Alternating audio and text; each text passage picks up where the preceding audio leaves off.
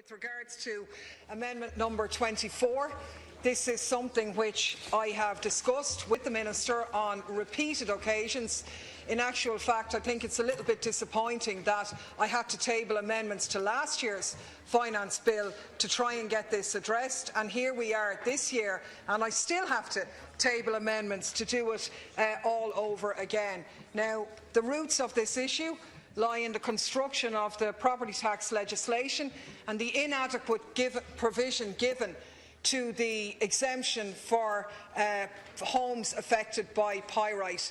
Clearly, if somebody has a home that's affected by pyrite, it is a house that they can't sell, that they can't renovate, that they can't extend, a property that is essentially valueless. And the idea of putting a property tax on that is absolutely reprehensible. And we know at the time of the legislation that the government boasted that it had in fact addressed this matter and given those homeowners an exemption. The reality was different because of the way in which he constructed it. And by imposing an obligation on homeowners to carry out an underground infill test, it meant that people would have had to expend thousands of euros in order to gain an exemption of hundreds. An absolute ludicrous situation which over the past 18 months to 2 years that I've been highlighting, the Minister kept agreeing with me. Last year he told me he was going to imminently address it. Early this year he told me it would be addressed by the summer.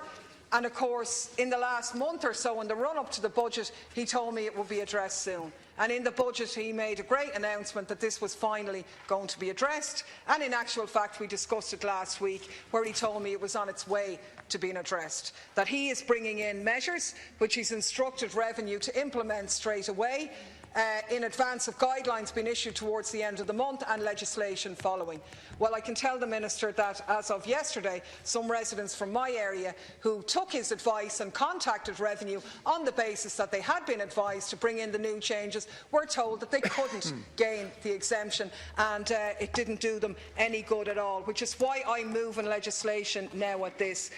What the Minister is proposing to do, although he hasn't brought the legislation forward yet, is that in situations where properties are damaged, where they have a building condition assessment carried out which shows a damage condition rating of 2 or 1 with progression, that those people can gain access to the exemption without an infill test being carried out.